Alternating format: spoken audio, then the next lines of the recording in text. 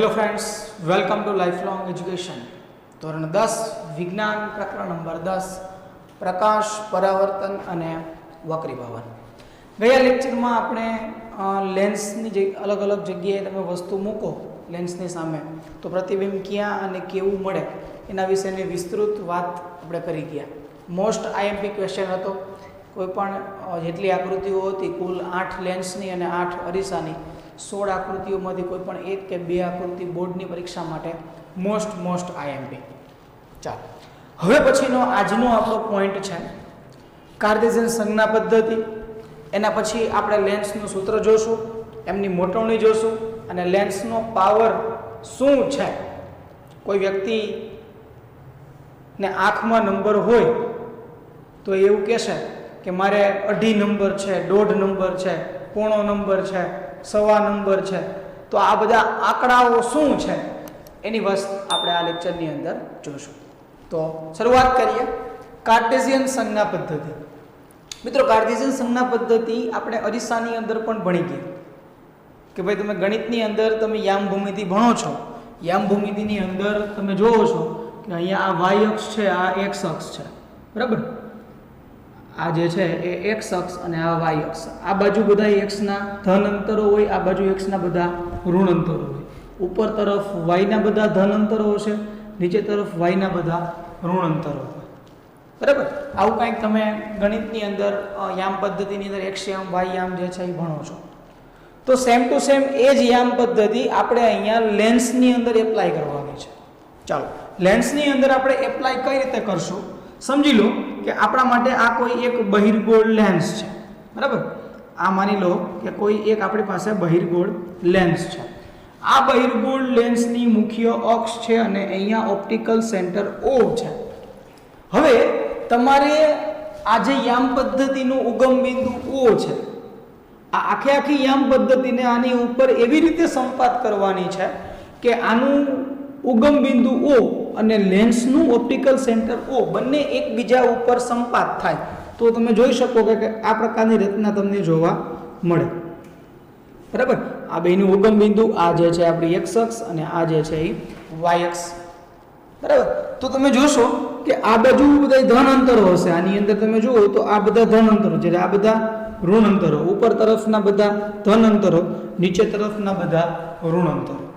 તો આ લેન્સ ઉપર આપણે યામ પદ્ધતિ એની ઉપર સંપાત કરીએ તો દાખલો ગણતી વખતે આપણે કયા અંતરો ધન લેવા, કયા અંતરો ઋણ લેવા એ આપણને આના ઉપરથી ખ્યાલ આવશે, બરાબર। જો કયા પ્રકારના સંજ્ઞા પદ્ધતિના નિયમો છે એમના આપણે નિયમોની કંઈક વાત કરીએ તો એનો પહેલો નિયમ એવો છે કે બધા જ અંતરો, જેટલા અંતરો આપણે માપવાના હોય એ બધા ઓપ્ટિકલ સેન્ટર O ની સાપેક્ષે માપવાના।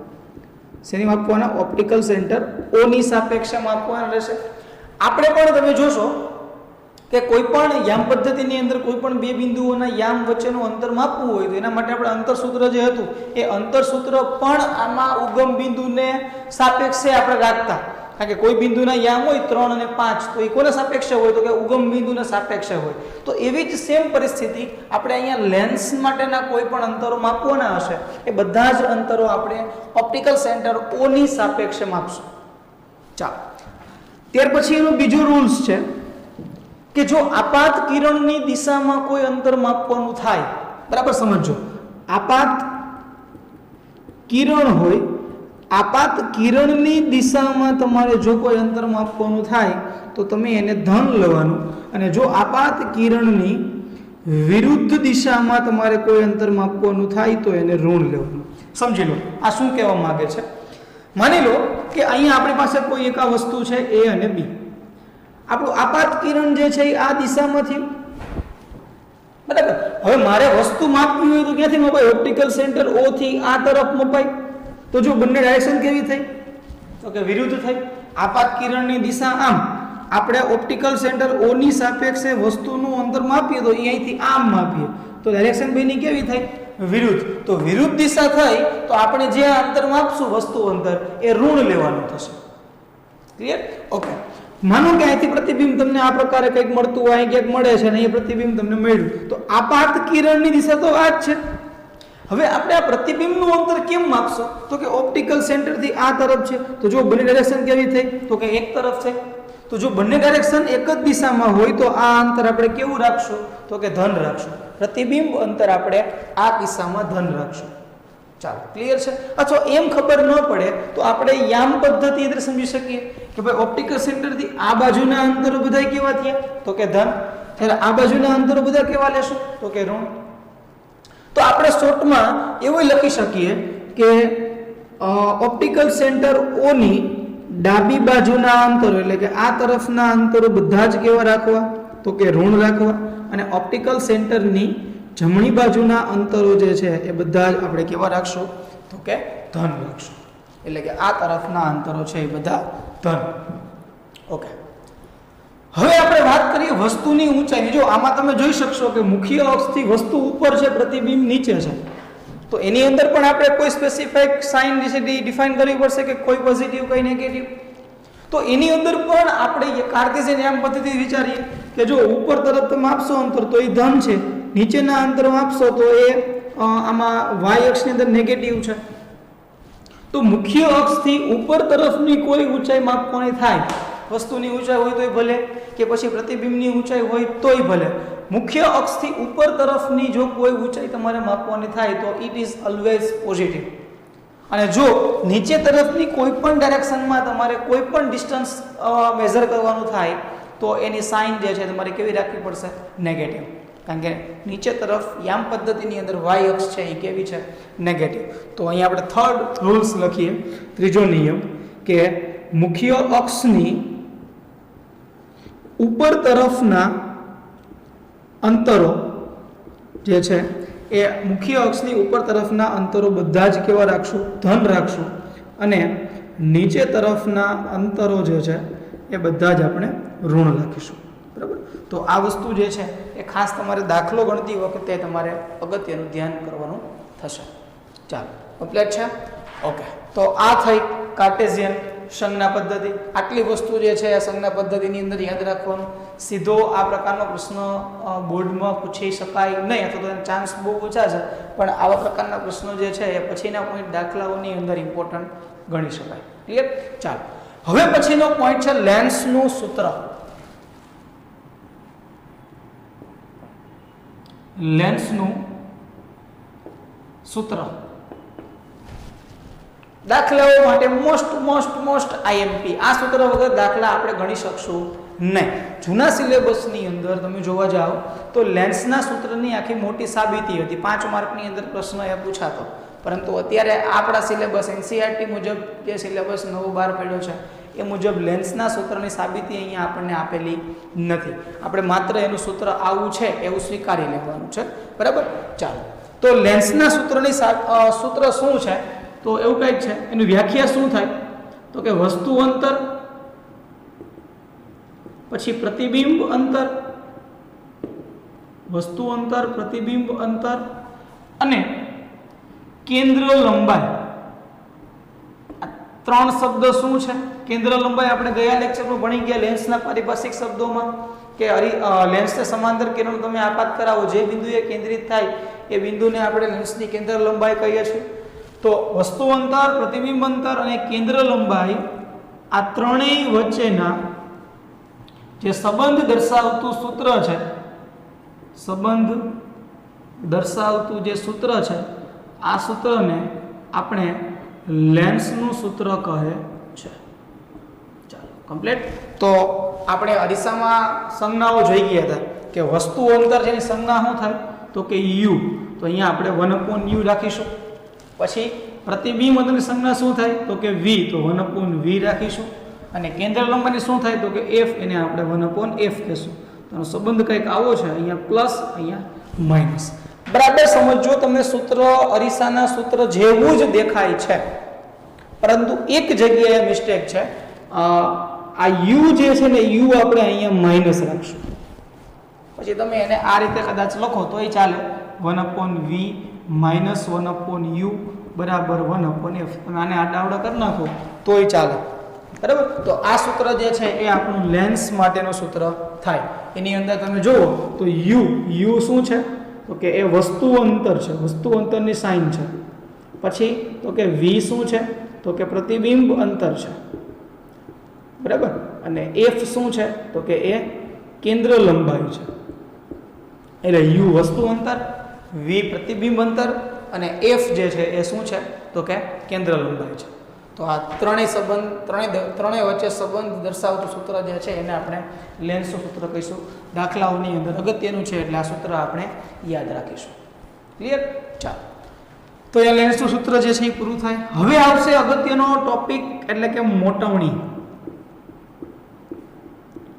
મેગ્નિફિકેશન. મોટવણી આમ તો 3 પ્રકારની આવે છે, પણ આપણે અહીંયા માત્ર એની રેખીય મોટવણી જે હોય એ મોટવણીની વાત કરીશું. અરીસાની અંદર પણ મોટવણી શું છે એની આપણે વાત કરી હતી કે વસ્તુને તમે અરીસાની સામે મૂકો તો અરીસા દ્વારા જે પ્રતિબિંબ તમને મળે છે એ પ્રતિબિંબ વસ્તુ કરતાં નાનું મળે છે, વસ્તુ કરતાં મોટું મળે છે કે વસ્તુ જેવડું મળે છે, એ માપવા માટેની કોઈ જો ભૌતિક રાશિ હોય તો એ મોટવણી છે. તો સેમ પરિસ્થિતિ લેન્સમાં પણ લાગુ પડે કે ભાઈ લેન્સની સામે તમે કોઈ પણ વસ્તુ મૂકો તો એ લેન્સ દ્વારા વક્રીભવન પામી અને એનું જે પ્રતિબિંબ મળે છે એ પ્રતિબિંબ વસ્તુ કરતાં નાનું મળે, વસ્તુ કરતાં મોટું મળે કે વસ્તુ જેવડું મળે, અથવા તો વસ્તુ કરતાં મોટું મળે છે તો વસ્તુ કરતાં કેટલા ગણું મોટું મળે, કે વસ્તુ કરતાં નાનું મળે તો કેટલા ગણું નાનું મળે. આ માપવાની કોઈ ભૌતિક રાશિ હોય તો એને આપણે શું કહીએ છીએ? મેગ્નિફિકેશન એટલે કે મોટવણી. એની સંજ્ઞા આપણે રાખીશું એમ. જો આપણે જે વ્યાખ્યા એની જોઈ મોટવણીની કે એમાં વસ્તુ ઊંચાઈ અને પ્રતિબિંબ ઊંચાઈનો સંબંધ છે. વસ્તુ કરતાં નાની કે વસ્તુ કરતાં મોટી ખબર કેમ પડે? તો કે વસ્તુની ઊંચાઈ અને પ્રતિબિંબ ઊંચાઈનો સંદર્ભ ધરાવે છે આ સૂત્ર. તો આનું સૂત્ર આપણે લખવું હોય તો સૂત્ર આવું લખી શકીએ કે ભાઈ મોટવણી બરાબર પ્રતિબિંબની ઊંચાઈ, મોટવણી બરાબર પ્રતિબિંબની ઊંચાઈ છેદમાં વસ્તુની ઊંચાઈ. પ્રતિબિંબની ઊંચાઈ માટે સંજ્ઞા આપણે રાખી હતી h ડેશ અને વસ્તુની ઊંચાઈ માટે સંજ્ઞા આપણે રાખી હતી ખાલી h, હાઈટ.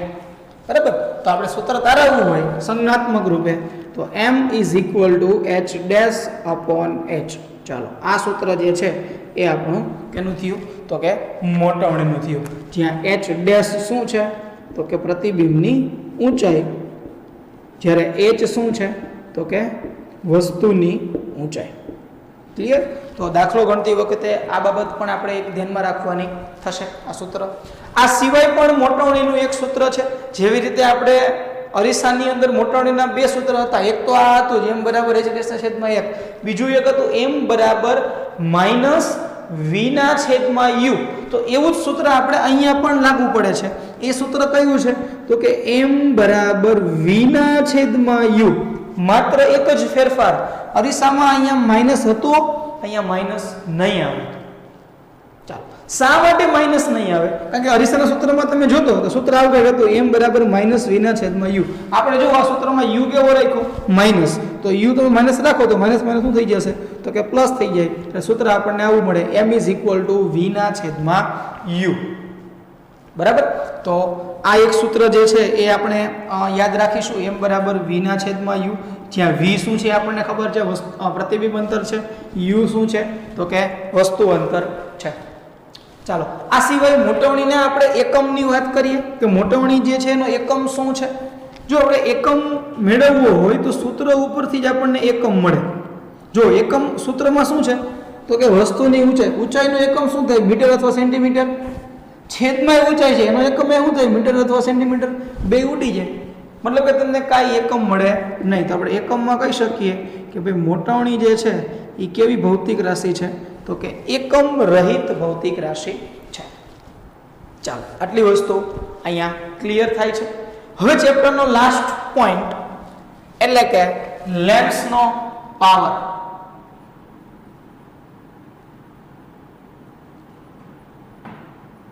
લેન્સનો પાવર સીધી વ્યાખ્યા લેન્સના પાવરની એવી ટેક્સ્ટ બુકની અંદર આપી છે કે લેન્સની કેન્દ્ર લંબાઈના વ્યસ્તને લેન્સનો પાવર કહેવાય. સમજો આવું શા માટે છે? આવી કંઈક વ્યાખ્યા ટેક્સ્ટ બુકમાં આપી છે કે લેન્સની કેન્દ્ર લંબાઈના વ્યસ્તને લેન્સનો પાવર કહે છે. જો તો સૂત્ર તમારે ના તો પાવર એટલે p બરાબર તો કે શું છે કેન્દ્ર લંબાઈનો વ્યસ્ત એટલે 1/f. કેન્દ્ર લંબાઈ સંજ્ઞા શું થાય તો કે f. તો સૂત્ર તો ડાયરેક્ટ મળી ગયું p બરાબર 1/f. પરંતુ આ પાવર ખરેખર વાસ્તવિક એનો ભૌમિતિક અર્થ શું થાય? સિમ્પલ આપણે વ્યાખ્યા પાવરની બીજી આપવી હોય તો એવું કહી શકીએ કે જો લેન્સ ઉપર તમે કોઈ કિરણો તમે આપાત કરાવો તો એ કેટલા પ્રમાણમાં વક્રીભવન કરીને કેટલા પ્રમાણમાં કેન્દ્રિત કરશે, કેન્દ્રિત કરવાની જે ક્ષમતા છે ને એને પાવર કહીએ. કેન્દ્રિત કરવાની ક્ષમતાને શું કહીએ આપણે? પાવર કહીએ. તો કેન્દ્રિત કરવાની ક્ષમતા કોના ઉપર આધાર રાખશે? સમજી લ્યો કે ભાઈ માની લો કે આ એક બહિર્ગોળ લેન્સ છે, બરાબર સમજો. આ એક બહિર્ગોળ લેન્સ છે અને આનું મુખ્ય કેન્દ્ર અહીંયા છે.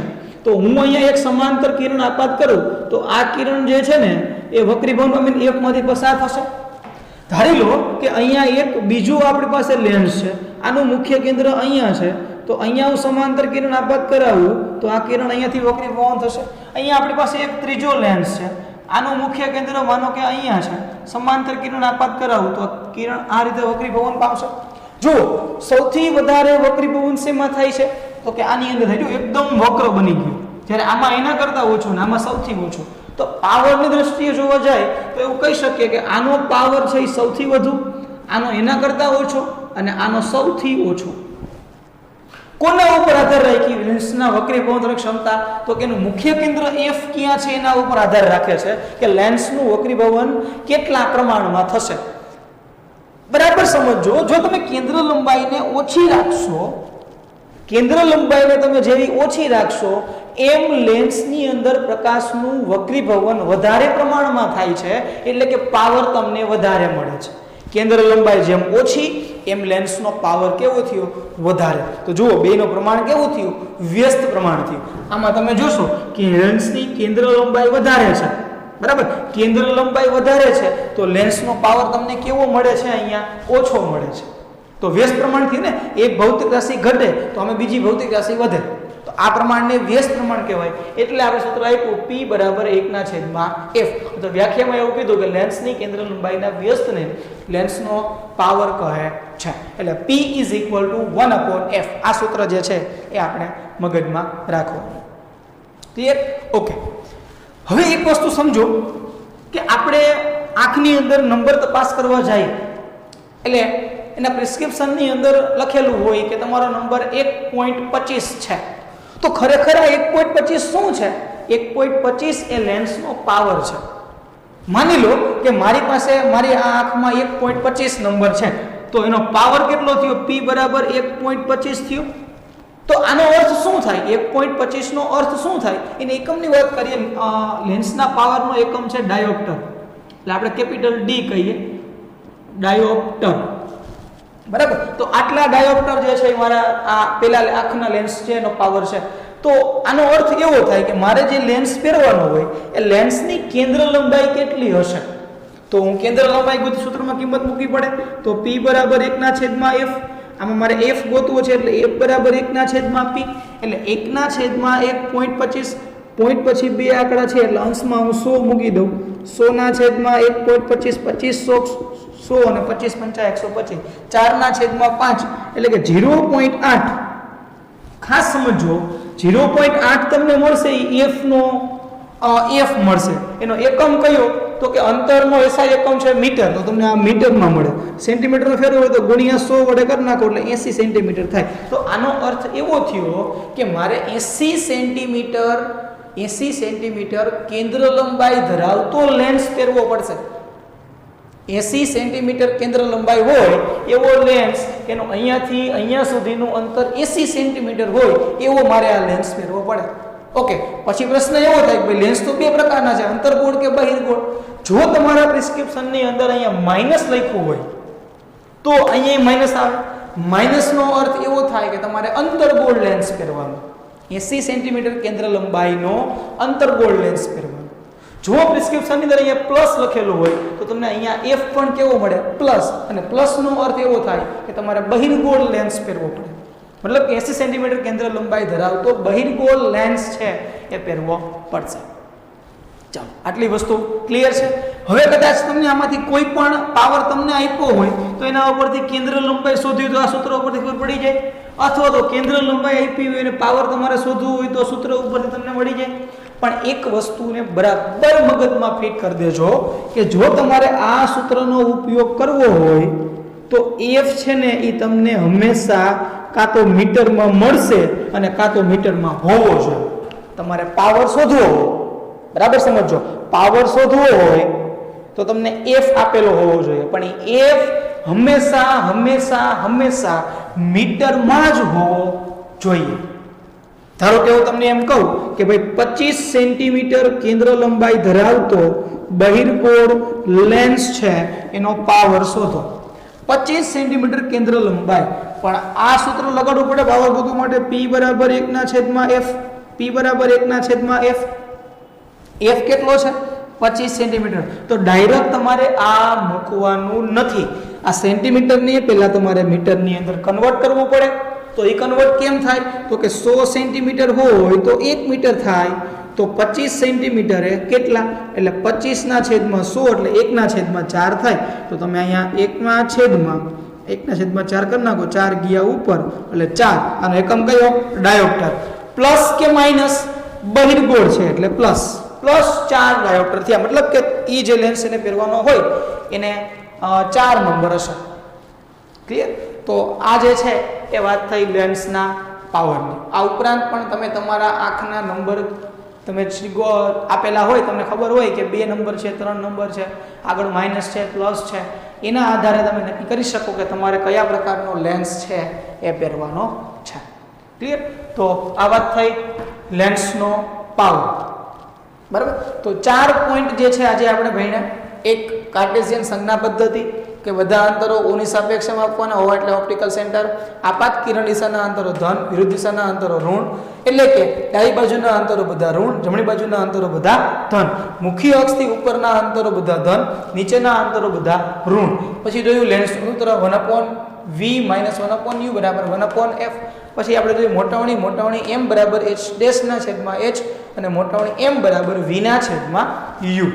ચાલો આટલી વસ્તુ કમ્પ્લીટ. ત્યાર પછી લેન્સનો પાવર જોયો. P બરાબર 1/f. એનો એકમ શું થાય? તો કે ડાયોપ્ટર. ડાયોપ્ટર એટલે કે સંજ્ઞા આપવી હોય તો D. ચાલો હવે એક વસ્તુ સમજો. આના પછીના લેક્ચરની અંદર આપણે દાખલાઓ જોવાના છે. અહીંયા ચેપ્ટરની થિયરી બધી પૂરી થાય છે. હવે દાખલાઓ આપણે ચેપ્ટરમાં જોવાના છે. પણ દાખલાઓ ગણતી વખતે તમારે કેટલીક બાબતો છે એમનું ધ્યાન રાખવું પડશે. એ ધ્યાન આપણે શું છે અને કયા કયા પ્રકારના દાખલાઓ ગણવાના છે એની વાત આપણે નેક્સ્ટ લેક્ચરની અંદર કરશું. તો ત્યાં સુધી અમારી ચેનલને જોતા રહો. All the best.